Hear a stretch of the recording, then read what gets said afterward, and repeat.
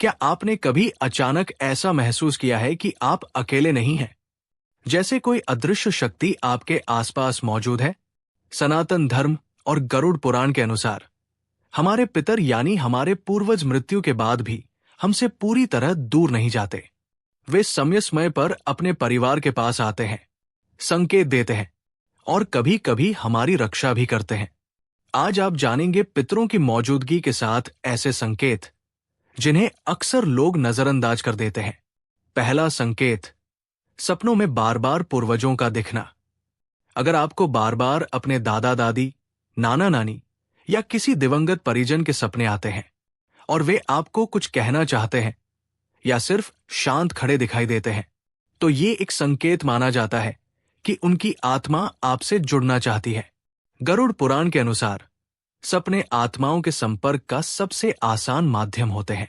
दूसरा संकेत, घर में अचानक अजीब सी खुशबू या ऊर्जा महसूस होना। कभी कभी बिना किसी कारण के घर में चंदन, धूप या फूलों जैसी खुशबू आने लगती है, जबकि आसपास ऐसा कुछ नहीं होता।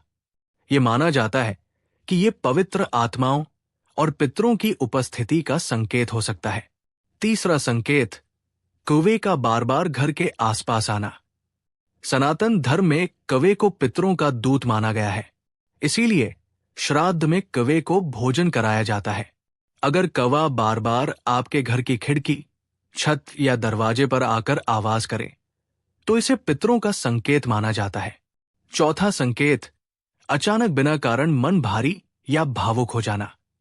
कभी कभी बिना किसी वजह के दिल बेचैन हो जाता है या अचानक किसी दिवंगत व्यक्ति की याद आने लगती है। ये संकेत हो सकता है कि उनकी आत्मा आपके आसपास है। पांचवा संकेत, पूजा के समय विशेष अनुभव होना।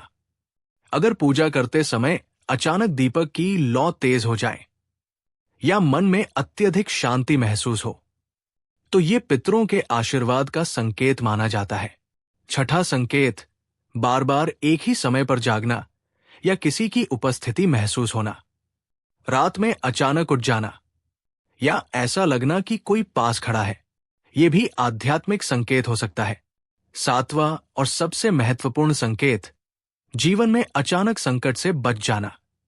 कई बार बड़ी दुर्घटना होने वाली होती है, लेकिन आखिरी क्षण में आप बच जाते हैं।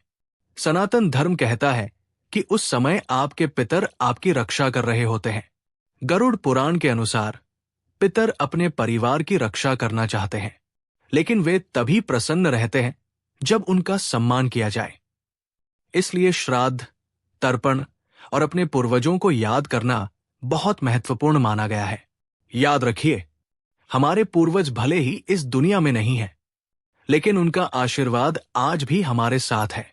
अगर आपको ये ज्ञान महत्वपूर्ण लगा हो, तो ऐसे ही सनातन धर्म और गरुड़ पुराण के रहस्यों को जानने के लिए हमारे चैनल अपना गुरुकुल को अभी सब्सक्राइब करें। धन्यवाद।